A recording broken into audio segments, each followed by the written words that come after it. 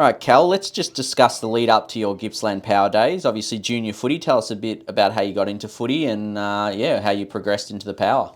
Yeah, so I started my junior footy career at the Officer Kangaroos and had a big family history with the Officer Footy Club at juniors and seniors. So I started playing there, and my brother was playing footy at that time. And I'd played 8 years in the juniors at Officer and won a couple of premierships, and I'd captained for all 8 years, and I'd won 8 best and fairest as well at club level. So it was a pretty successful time and a really enjoyable time, and it's where my love of footy began. And throughout that time, I'd represented the Southeast Juniors in the Interleague as well, and had captained there and sort of progressed through those ranks, as well as playing good junior footy. And that led me to my 17 and 18-year-old years at Gippsland Power. Yeah, and I guess the process of getting into Gippsland Power, how did that go for you? Because I know that Pakenham and Officer are kind of on that border of the Eastern Ranges zone as well. So you're obviously still on the Gippy side, but how did that sort of come about for you, being able to get into the Power? They approach you, you trial, how'd that go? Yeah, it was interesting. So that started in the under-15s. I don't know if it's still called this, but it was called the V-Line Cup. So there was an under-15 squad and an under-16s carnival as well. And I didn't actually receive a letter for my under-15s tryouts at Gippsland Power, and I think I might have slipped through the cracks because Officer and Pakenham were the only two teams in the Southeast Juniors that were region for Gippsland. So my dad actually knew Scott McDougall, who is still at Gippsland Power now, and we've sort of reached out to him and said, "Oh, can my young fella come and try out?" And I did, and from virtually not getting a letter, I was lucky enough to make the side. And then progressed and played under 16s as well. And then, tried out for my under 17 and under 18 year, and sort of played 4 years at Gippsland in a row. And my first game for Gippsland was as a bottom major in round 2. So I had an ankle injury through the pre-season and didn't get picked in the Gippsland side for round 1. So I went back and played my first senior game for Officer and played pretty well. And then I was selected to play against the Murray Bushrangers at Icon Park, and that's where my Gippsland Power or TAC Cup pathway really started. And I came 5th in the best and fairest as a bottom major, and had a pretty successful year, and was great to play the rest of the year pretty much. After round 1 I didn't miss a game after that, which was great. And then leading into my under 18 year, I took another progression and was in the leadership group and was the vice captain. And throughout the national championships, which I wasn't playing in, I got to captain Gippsland Power and had a bit of a purple patch of form through that middle part of the year at Gippsland Power, and a couple of great games through that stretch, and won the best and fairest at Gippsland Power that year, and that set me up for the rest of my senior footy career, which was great. Yeah, and obviously sort of touching on a few things there, not getting into the Vic Country squad, it shows that it's not the be-all and end-all. Like, what were you sort of feeling not getting into that squad, sort of heading in, because there's a lot of hype around needing to get into that to get drafted? What were the sort of emotions going through then, missing out on that? I just tried to control the controllables, and I thought I put every foot right to get selected, but obviously it's a subjective industry and it's an opinion-based industry, so I didn't get selected. But the way I saw it was that the TAC Cup through that middle stage of the year is almost the best of the rest, and while all the highly touted players are off playing national champs, I thought I could compete with them, but with those players out of the picture, I thought I can really make my stamp on the league and really play well against other good players. So I thought, well, while all of those boys are out playing national champs, it's a really good opportunity to get more midfield time and make it my midfield and dominate games, which I did. So I had a couple of big games, and I think that really helped put my name up in lights. But I definitely felt I had a point to prove, not only to myself, but to recruiters or potentially Vic Country or Vic Metro selectors as well, that I was good enough to play in that side, but also good enough to be drafted despite missing selection. Yeah, and in that sort of top age season, which is obviously at this stage 2017, we'll go to the round 9 game, which we've got to speak about at Colac. Sort of 4 goals from 37 touches. Against Sam Walsh in the midfield. I know there's a lot of players on the ground, but he obviously played in that game. Geelong were in great form.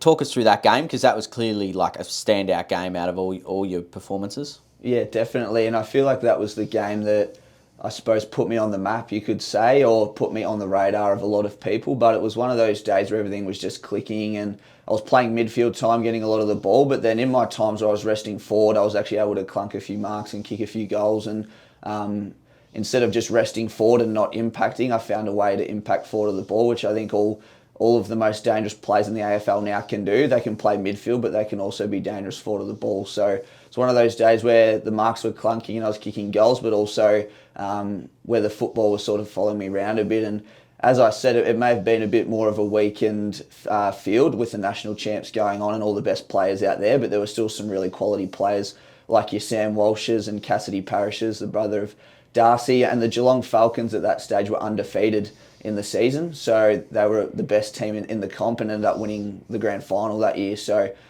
playing against an undefeated Geelong Falcons with the likes of Sam Walsh and being able to beat them on the day, but then also record some pretty big numbers, I think that added to the game, not just the numbers speaking for themselves, but also the occasion. And it really set the tone for the back half of my season, which inevitably got me drafted. Yeah, and going to that draft, obviously, there's a lot of different experiences heading into draft night. How were you feeling going in? Did you have any inkling where you might end up or what might happen? Like, how much were you sort of expecting to come out of the night? I'd spoken to a lot of AFL clubs and I thought I was always a chance, but as I said, I'd missed selection through the national champs and I'd missed a lot of other selections previously in my career, so I wasn't a sure thing to get drafted. I know there's only a select few that are, but it wasn't a 100% chance, so I kept it pretty low key. I just had like a small group of friends and family watching at home, and I think I was going to go probably later on or even in the rookie draft, if at all. So I didn't have any expectations despite speaking to a few clubs. And then the way that the night progressed, the Bulldogs had pick 74 and that was one of the last picks of the draft, and the picks after that were clubs that I hadn't interviewed with. So it got to that final pick and I thought, well, this might be, my last chance and might have to wait until the rookie draft in a day or so's time, and they ended up calling my name out, and it was almost a bit of shock, but I couldn't believe that I'd been picked up, and the Bulldogs were a great club. I was happy to stay in Melbourne, and it was funny, I would have gone anywhere, and I still would now go anywhere in the country to play footy, but to stay in Melbourne with the Bulldogs, who are a great club with a lot of really great midfielders that I wanted to learn off, like Marcus Bontempelli, Tom Liberatore, these guys that were just standouts. I was really excited to go and learn from them and almost do my apprenticeship in footy off some of the best midfielders in the game. So was very excited and went into the night with low expectations, and it went better than I could have imagined. Yeah, and I guess talking about the Bulldogs' time, obviously you had a couple of seasons to start with, didn't get a game, but then you re-signed, got another game in that last third season. And then unfortunately you had the shoulder injury in that game. What was it like, I guess, over those couple of seasons building up to it, and then that game finally making a debut? Yeah, the first couple of seasons were a bit of a whirlwind, and I'd moved out of home, staying in Melbourne still, but had moved an hour away out west. And as I said, those midfielders that I got to play with, and I'll add in Josh Dunkley and Jack McRae to that mix as well. I was very lucky to learn off those guys, and whilst that made opportunities at the top level difficult, I felt like training with those guys and preparing with those guys in my first 2 or 3 seasons of VFL and AFL footy has really set me up now to play against anyone, because lining up every day at training against Marcus Bontempelli and his midfield, anybody now I really play on at AFL or VFL level, I feel equipped enough to deal with them, because I proved for 3 years that I could match it with those guys at training every day. So I gain a lot of confidence from those experiences, but also what they've taught me. And those 2 years, as I said, I just saw it as an apprenticeship for my footy, and opportunities at the top level because of the stars that I mentioned was quite challenging. But then to re-sign and to finally break through and get a game in 2020, that was awesome. And, we got the win. I was able to contribute, particularly in the second half, and have a lot of great memories from playing at the top level. So not only the guys that I worked with throughout my journey, and probably setting me up to be the player I am today, but to say that I've played at the top level is also a really great achievement. And in that game, obviously coming out of it, and then you've got the rest of the season. That was during the hub season too. What was that like, having to sort of, I guess, be away from home, sort of with a group a lot of the time, spending weeks on end with just the same people? 2020 was an interesting year. I think it was some of the best and the worst times in my football career. As I said, there was extreme highs and extreme lows. I think a lot of the other AFL players would have felt the same. And as I said, making my AFL debut was the highlight of my career. And it just showed, I suppose, where I want to get to. And it just gave me a taste of what I think I'm capable of playing. And being away from family and friends and everything was a challenge, but I feel like I relished that opportunity, and the ability to be a full-time footballer and travel Australia and work on my craft every day in Gold Coast was amazing. So whilst it provided challenges with injury for me personally and being away from family, I think I really thrived under the pressure and was able to get some opportunity at AFL level. And yeah, it was a really great time with extreme highs and extreme lows as well. Yeah, and then at the end of the season, unfortunately, delisted, obviously. What was that sort of feeling like, conversation? Like, we always hear about the players that go in, get drafted, the excitement around that, but then it's obviously the opposite side, that for players to come in, others have to get delisted. What was that sort of feeling like? Did you sort of have an inkling? What was the kind of emotions towards that end of the season?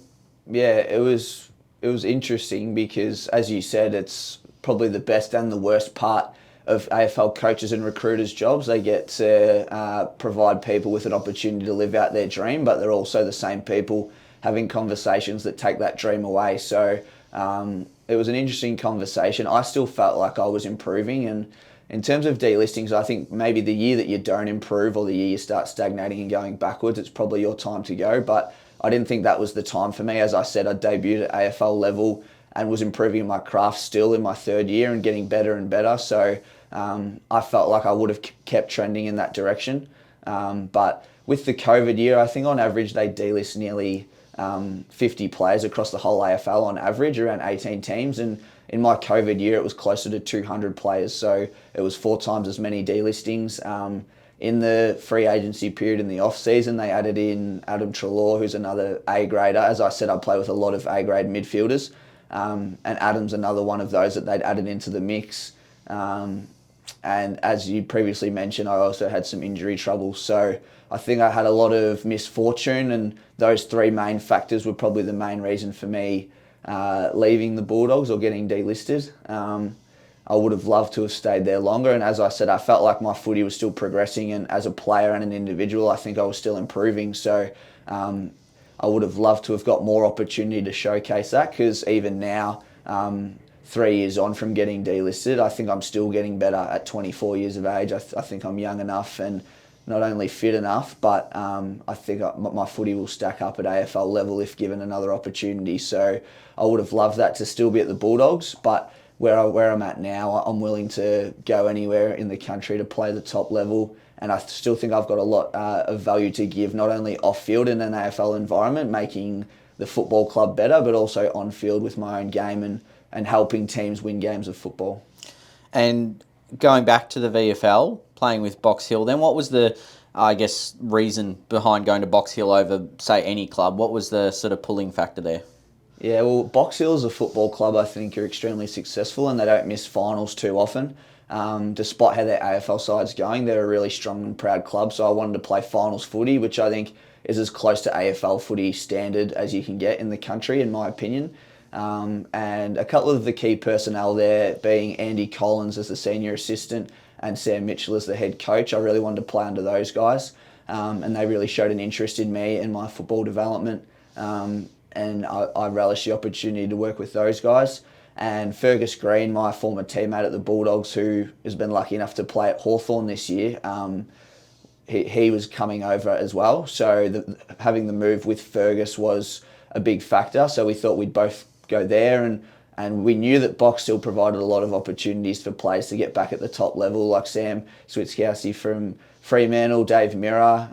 A lot of guys have been drafted from Box Hill, and in recent times, like James Blank, John Newcomb, Lockie Bramble, Fergus Green, we knew there was a lot of opportunities there. So I want to go there to try and play the highest standard I can, but also play finals in a really successful team. Yeah, absolutely. And the other thing was then, of course, you've managed to crack up your 50th game last year, and What was that sort of experience? Because you started with the Bulldogs, went to the Hawks, but all up 50 games in the VFL. That game, reaching that milestone and playing at that level, what did that mean to you?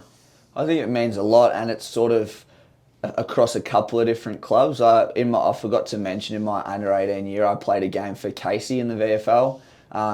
As I said, I'd missed the national champ, so that was my first taste of VFL footy back in 2017, and then played around 20 or 30 games for Footscray, and then now again I've played another 20 or 30 for the Hawks. So across 3 different clubs, I've been able to get VFL experience, and I think now it's just encapsulating that first phase of my career, the first 50 games of development, and almost doing my footy apprenticeship, and now I'm really launching into my prime as a footballer. And whether that's at AFL or VFL level, I'm keen to just progress and play as high as I can. So the 50 game milestone was great. And then also as part of last year winning Box Hill's Best and Fairest, and also winning their Best Clubman award as well. That those 3 things were really highlights of my year. So I think it's quite rare that an individual wins a Best and Fairest and a Best Clubman in the same year. So that was something that I was both equally as proud of, and I think it really showed my form, but also where I'm going to take my footy now post 50 games and hopefully into the 100 games and even further with any other accolade or achievement. And named captain of the team this year, what was that like, given that as much as 50 games is, and you said sort of 20, 30 games with Box Hill, quite new to a club to be named captain. So what did that mean to be able to achieve that? It means a lot, and I see myself as a really positive leader and a positive influence on any footy club that I step into. So to be recognised as captain and co-captain with Hugh Beasley was amazing, because as I said earlier, I've always been a captain everywhere I've gone. I captained my junior footy club and interleague for a lot of years, and then was in the leadership group at Gippsland Power. So I have captaining experience, and to be able to do that at Box Hill now at 24 is amazing, because it was a goal of mine to captain the Box Hill Footy Club at some stage, maybe in a couple of years, but that opportunity's presented itself a bit earlier than I expected, which I think is just due to the people around me really supporting me, but also my progression as a person. So it was an absolute honour, and it has been so far an honour to captain the footy club, and for a 5-1 start to be in the top 4. It's been great, and it's been an awesome learning curve for me as a leader, and I think my football is also flourishing in the new role. Yeah, and I mean, talking about this season, do you feel that this is sort of the best season you've had, consistency-wise, perhaps total in your career? Like, are you playing at the highest level you've played at? I think so. I think last year, towards the back end of the year, was probably the best VFL footy I've played, even at my time on an AFL list. And I think that just comes with maturity in my body, but also in my mind. And as I said, now cracking that 50-game VFL milestone, I'm moving into that 50 to 100-game bracket where I'm just really ready to go and tear the competition apart. So I think my great form last year has really scaffolded my start to this year. And having some great games. So it really started off the back of my best and fairest year last year, and now I've set a new standard for myself, and I think it is the best VFL footy that I've played, and I just want to continue that on, and most importantly, if we're winning games and maintaining that high level of performance as a team at 5-1, if we can continue that on, and my footy flourishes at the same time, then I think it's the best of both worlds. And how much conversation do you sort of have with, say, a Sam Mitchell or someone involved within the AFL program, or how much the AFL program perhaps involves itself with the VFL one? Yeah, I think we get a lot of feedback even as VFL players, and it's one of the strengths of playing in an AFL alignment.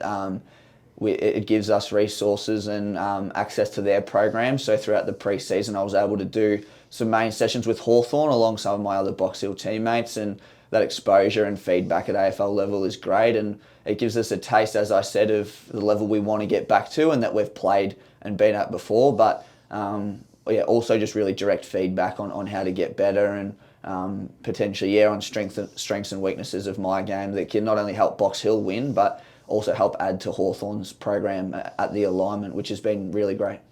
And what do you sort of see at the moment as the strengths as well as the weaknesses within your game that you're improving?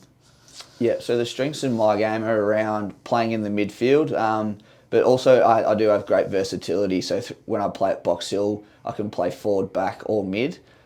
with my main strengths lying in the midfield. So I have really high clearance numbers, contested ball and tackling numbers as well. So really good on the inside, but also helping us gain territory and field position through my stoppage work. And the areas I'm improving on at the moment is just becoming a more well-rounded midfielder. So adding polish to my game and more outside football, and my decision making with ball in hand.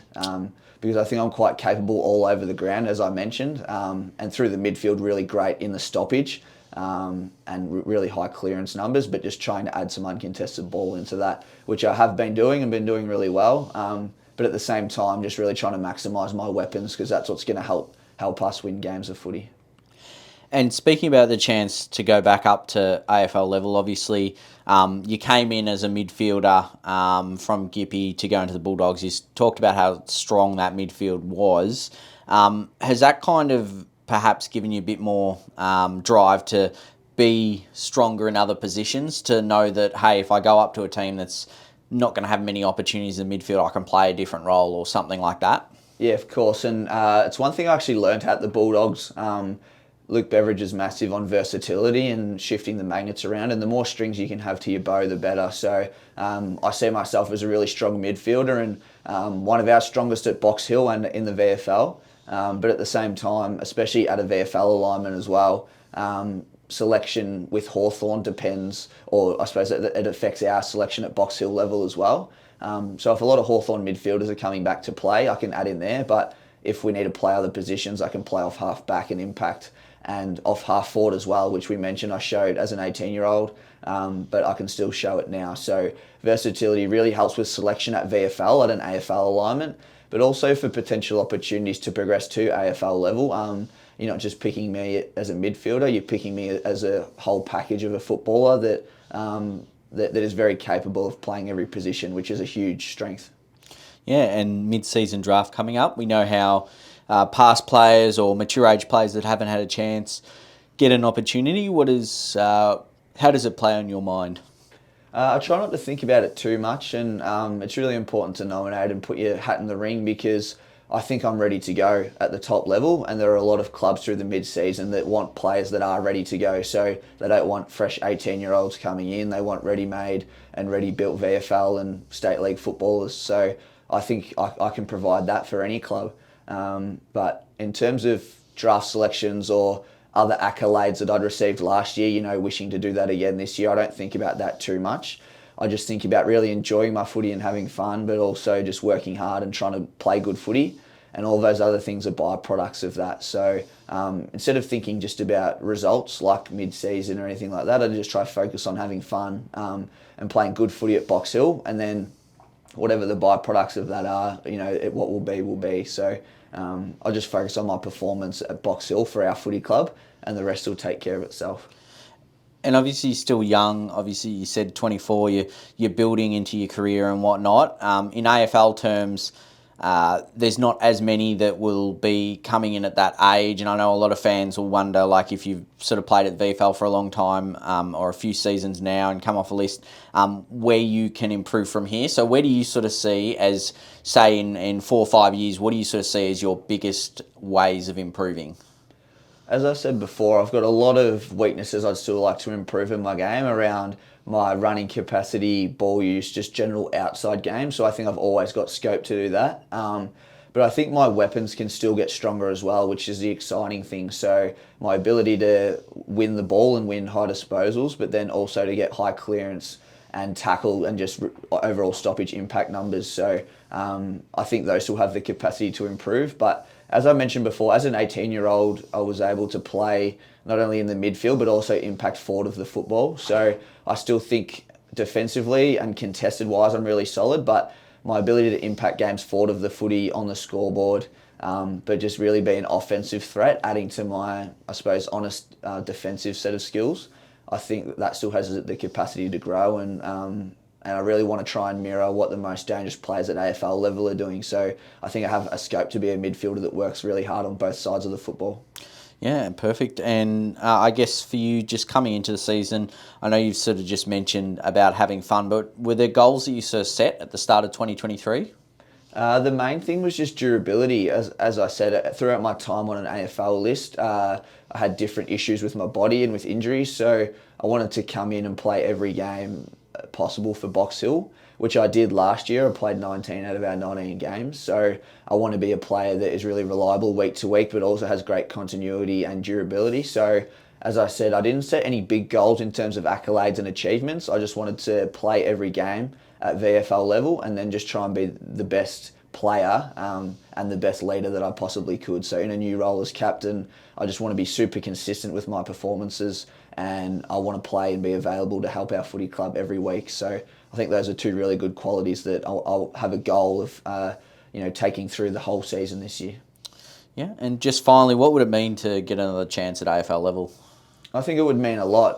It's something that I've achieved and I've played at the level, but as I mentioned before, I've still got a lot to give any football club, and I think I can provide a lot of value off field and on field. But I remember as a young fella wanting to play AFL, like I'm sure every kid in Australia, but it's a dream of mine that I always wanted to do throughout my whole football career, which I have achieved and I've got there. But I think losing that opportunity early has just made me hungrier to get back there, and I still have a lot of value to give, and I just want to maximise my performance as a footballer. I don't want to be the old bloke at the bar saying he could have or would have or should have. I want to do everything I can to play the highest level of footy I can. So if that's VFL footy for however long, I'm really excited to carve out the best career possible. But if I can get another opportunity at AFL, I think that'd mean the world as well. So playing the highest level of footy is something that I'll always try and do, and I'm working hard to do everything I can to get there.